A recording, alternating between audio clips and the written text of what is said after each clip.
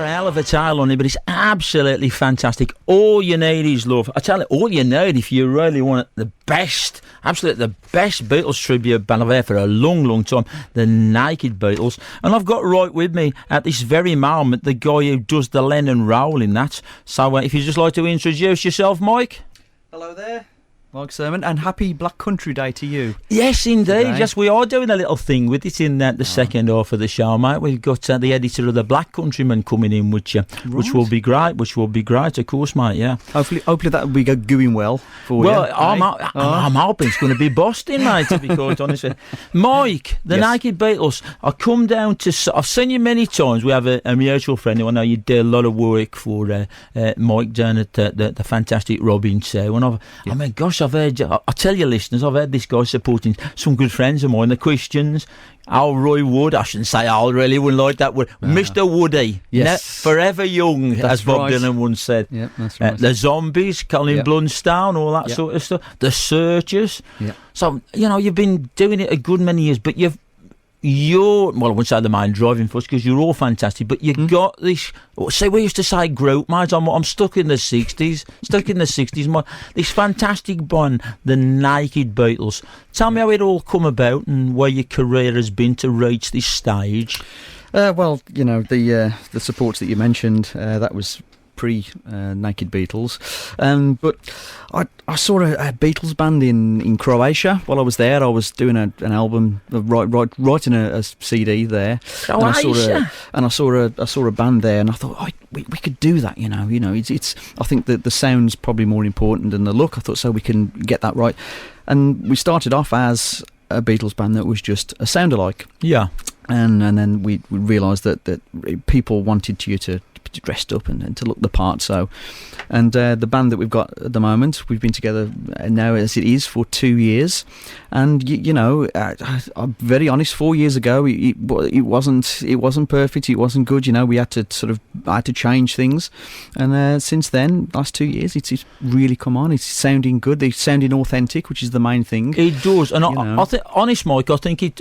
I don't care who you are. I don't care if you got muddy waters in the band. I think it takes you. A good 12 months to get really tight. Yeah. And, and I think that you are. But, you talked about, as I say, I mentioned you've had a long career supporting people. Are you still going to continue with that, or is it now fully everything into the Naked Beatles? No. Still the solo work still carrying on. Can I mention it now? Of course you can, mate. 10cc on Thursday. How about that, listeners? He just dropped something in. I'm supporting only 10cc. I know this is a local band from Walsall. Fantastic, mate. And it's at the Robin, I take it. It's at the Robin, and Mike told me it was sold out, but I looked on their website today, and there's still looks like there's still tickets available. So I don't want to say it's sold out, in case it isn't sold out, because.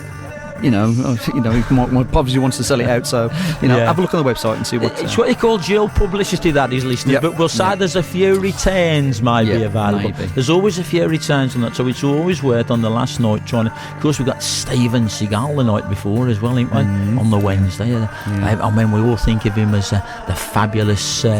Actor and film star, but he's a main blues guitar player, Yes, that's right. Whatever the kung fu movies lost, blues gained, I think, with that. I like it, mate. I like it. So, into then the career's still going forward, and you've got to always be thinking about solo careers, ain't you? Because you never know how long something in the sort of situation that you're working with. But I tell you, mate, as tight and as good as anybody I've heard doing a Beatles tribute, and especially the Klaus harmonies. I'm very impressed with that. But I'm going to drop some of the. Obviously, you're John Lennon. Be good. That's right. Yeah.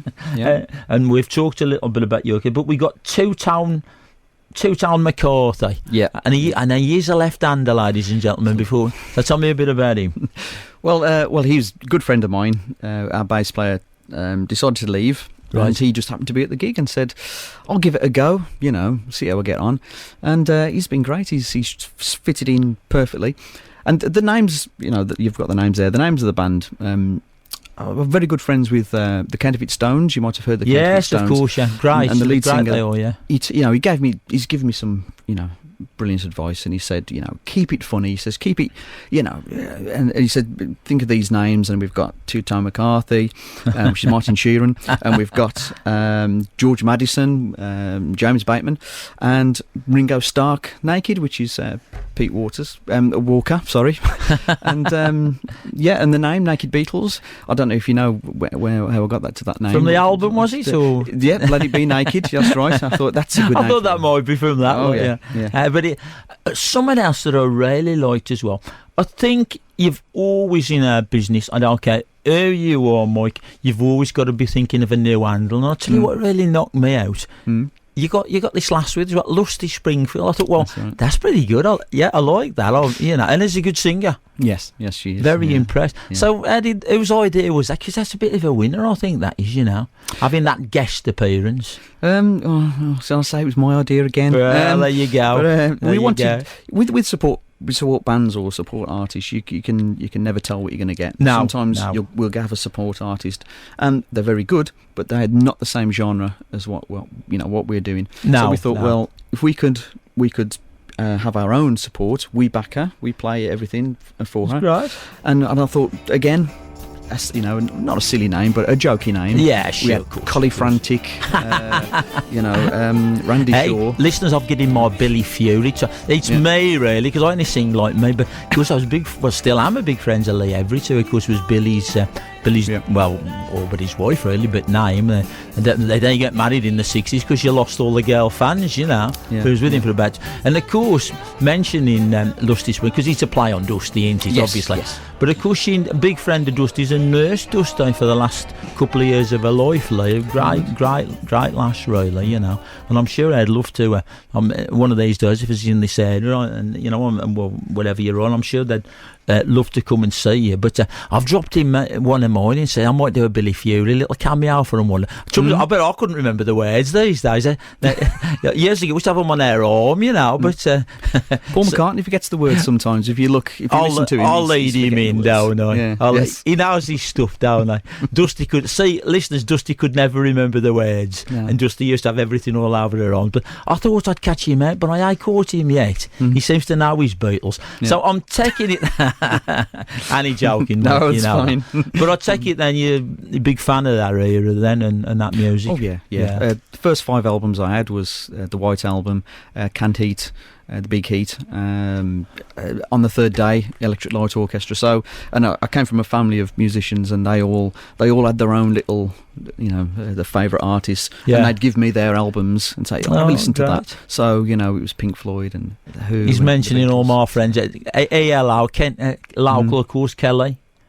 Oh yes, Kelly Guess. Yes, he's a lovely man. I met him a couple of times. Absolute fantastic man, Kelly Grau. Well, the late Kelly Graucott, of course, now. That's right. But, as you say, so what was the influence of that music then? You look a fairly young man, girls. I can tell you, looks a fairly young man. There was nothing really. There's nothing about when I was, from the age of 10 to 16. There was nothing real listening to, which is weird, really, because all the people that people were listening to, like Go West and Belinda Carlisle, and the Christians, I've ended up supporting them, fantastic, and meeting them and telling lies to them, saying that I was their biggest fan. And we all do. I was the Beatles fan. We all do that, don't we? That's part of the business, isn't it? Yeah. I'll tell you, this guy's good. He's good. He's sure to be a star because he knows all the handles, and you've got to know all the handles in that. If you know all the handles, you get a bigger start in this business. But hey, that's right. I tell you, that is a great little band that you've got there, and Thank you. I'm very, very well impressed. Yeah. What would you say your intentions are with it? Because it's really tight. The music was really great. It's a great package as well. Yeah. I'll tell you another thing that I really liked: the changes of outfits. Because you get a lot of the tributes. It's the now collar jacket, and the mop cut hair, and that's it. Yeah. But you did about 3 or 4 changes on the night. I think it was 4. Was it 4? Yeah, 4. Oh well, there you go. I think I'll be absolutely honest with you. With the band, we're going to just keep it as it is, quite once a week maybe. Yeah. We don't really want to start touring. There's 2 of the members who have got families, and we don't want it to get boring and just the same thing every single week. We enjoy doing it, and we want to continue to enjoy doing it. And I think, just playing where we're playing. We don't like to travel far. We're really lazy. We don't like to travel 6 hours to get to a gig. We keep it nice and local. I tell you this much, Mike, I have all the big stars on my show, and you wouldn't be here if I don't think this was going somewhere. No. I hear what you're saying, but I think this is going to roll. We get offers. We've had offers to go to India. We've had offers to go to Germany. Well, it'd be Hamburg, wouldn't it? Really? Hamburg, I think. Yeah. Hamburg would be the place. But again, we like to keep it simple, and we enjoy playing where we play, and we've played some fantastic venues. We've sold out every gig since December 2013 up to the Robin. Really, the Robin, it would have been a big ask to sell out the Robin. You've got a good crowd here. We had a really good crowd here, but up to that point, we'd sold out every gig we'd played. Everybody had sold the tickets, which I think I was very proud of. Well, I think anybody who was there that night, and I ain't just playing the angles, I'm absolutely serious. I think anybody who stood the show, my missus is a fan. They wants to know where you're on next. They come and see you. We thought it was absolutely great, and I think everybody knows. It's more seeing the early rock and roll days with the work that Dad did with all the record ups, and then into the 60s. I was one of those very, very lucky people. In fact, strange enough, I've only met one Beatle.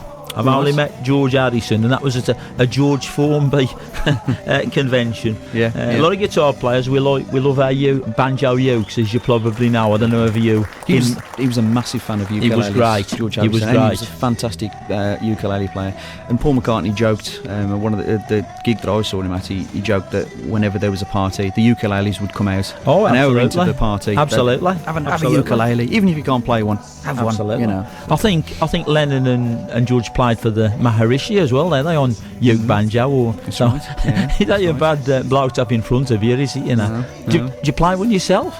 No, but we used to do, as a little tribute to George. Our George used to play something on the ukulele. Oh, right. But unfortunately, we did a wedding, and somebody had a little bit too much to drink and fell into it and snapped it in two. Oh, so we've got to get another one now, I'm afraid. That's very rock and roll for you. It is. It's part of the game. A very expensive instruments as well. Yep.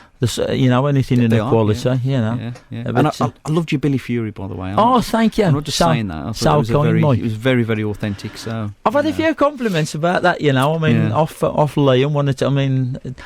Tell you the truth though, I just sing like me really. It just happens as he had that little bit of a tremolo, and he was a bit. Oh gosh, I had the fan club on here. They're going to like me saying this, but he was a little bit flat sometimes. Yeah, and I am, but you sing as you do, don't you? Yeah, And thank you for that, Mike. No problem. Coming from the levels you guys work at, I really appreciate that. He did come from Birmingham, didn't he? Billy Fury. He had family in Coventry and Birmingham. He was a Liverpool lad. Yeah, right. Okay. So I got to tell you the story now inside. Yeah. So it was way before my time. I'm sorry, but carry on. No, that's absolutely honest. But Billy Fury really. Cliff Richard is always, I suppose, seen as the British Elvis. So I don't ever necessarily agree with that, because Billy was first British artist really to write his own music, and very much wanting to go like Lennon and McCartney. But you know how it works. If you sign a contract, which if you don't want to take it too far, you might have to avoid that. Yeah. But then when it's under your nose, other things might think, oh, I want to do that. But anyway, the Beatles auditioned for Billy Fury as his backing band, and they were good. They were good even then. And Billy Lee says, they're great little rock and roll band. That's as good as it's going to get. Ended up having the Tornadoes, actually, by the way. Yeah. But it's as good as it's going to get. And Billy turned and he said, I don't think so. He said, I think that Lennon would be trouble. So they happened, but it wouldn't have been a bad backing band for him, would it, really, the Beatles? No. And there was a backing band for somebody else. The name's gone. Anyway, they did My Bonnie, didn't they? And there was a backing band for My Bonnie. Yeah, that was Mike Sheridan as well, weren't they? In the very early days, yeah. But they were always going to be superstars. They got a special sound, hadn't they? And it was very, very distinctive. But Liverpool, they all come from Liverpool, of course. Billy Johnny Gentle, the Searchers. And listeners, this guy is open for the Searchers as well. That's right. So good for me, the Searchers, because there's two versions of them, and I'm good mates with both of them, so I end up in the middle ground, Yeah. Which ones did you work with? Can't remember. You can't What's the name of the singer? Well, you got Mike Pender's Searchers. That's the one. Yeah, right, that's him. Well, Right, that's him. There Mike Pender's a mate. Then you got the other two, the other group, and But what can you say? Yeah. People sometimes sort of say, "Oh, we want to see the originals," but you can't always, because people grow and change, don't they? Yeah. They were nice fellas as well. He was a nice fella. They are. I think I met the other one on holiday. Oh, to right. tell you the truth, I went to Greece and I think he was there, and I just happened to meet him and tell him that I was doing something with the other guy. I'm sure, but anyway. I mean, the big things with the 60s sound now, I suppose, is the festivals as well, and the holiday camps as well. And then. Yeah. I noticed a lot of you guys are working at some smaller venues. And take my hat off to you to that, really. I really do, It's nice to think of 10cc coming and playing the Robin, just before they go and do a massive sort of...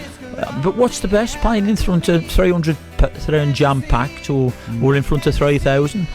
I think it's better playing in front of 300. I think sometimes there's a little venue in Redditch called the Oast House. Yes. And it holds about 150, and it always sells out when we play there. And it's an amazing place. The sound's great, the people are great, they feed us, and people who come to watch us play. It's amazing. There's a little video on YouTube actually, I think, of us there doing Twist and Shout, and that's a fantastic venue.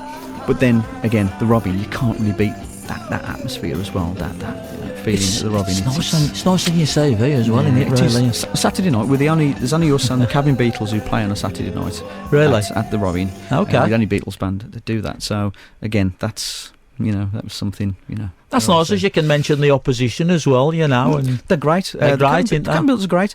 There's the bootleg Beatles, the Fat Beatles, great.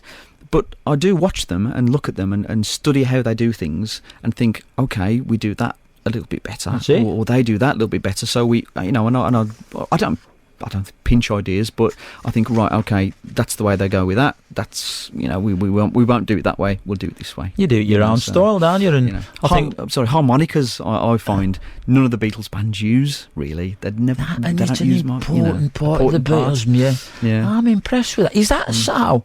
Is that so? Do they not tend to use harmonicas, the other tribute bands there? I don't know, because it's not a difficult instrument to play. I mean, I play the harmonicas on the Beatles. Right, yeah. But it's not a difficult instrument to play. What did he use? Was it off the Big River? Was he, Lennon? Yeah, he was. Some of that nature. He always used he was a cross harp. He always had a blues sound to everything he played. So I don't know whether that's probably why they don't use the harmonicas, but it's an important part. It is. I use a brace for I should have known better. I play guitar and use the brace because it's got to be there. Of course it is. It looks right, and you do the old image perfectly. That's absolutely. You mentioned our good mate Ringo Stark Nike, did you?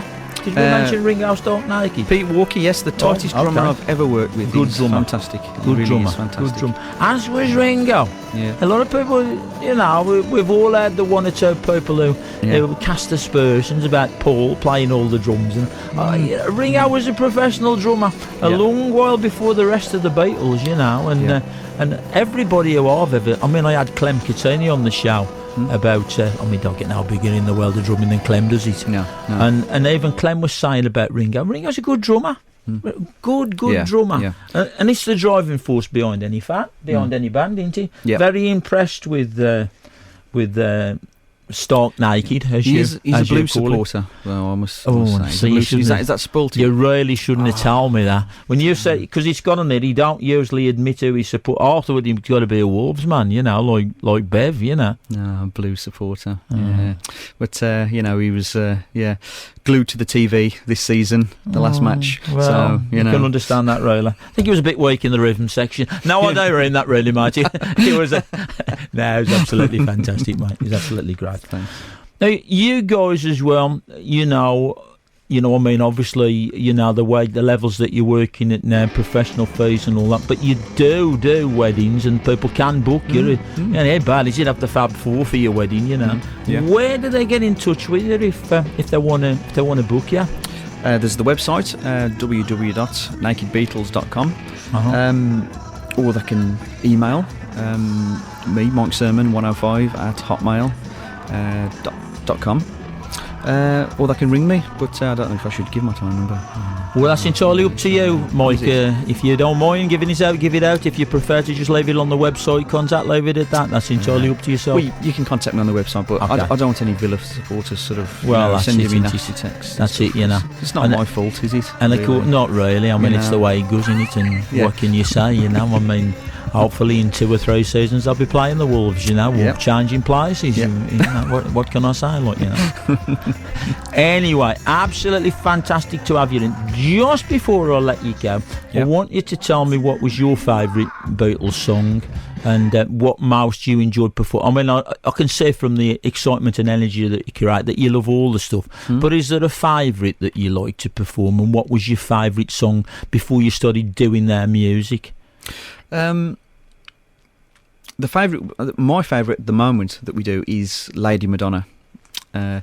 Again, I studied the other Beatles bands and noticed that hardly any of them did Lady Madonna, so I thought, right, we've got to do that, and people love it. Our Paul Martin sings it fantastic, and James, everything's just perfect. It's a lovely song, and every time we do it, we give it everything. We love it, and then we have to do Help, and we think, oh no, not again. I've got to say, before I thought you do an absolutely fantastic version. I really do. And Please Please Me. You enjoyed playing that one, don't you? We love it. Yeah. Well, we've had the Fab Four on twice tonight. Here we are now, the Naked Beatles, and I tell you, they are fab.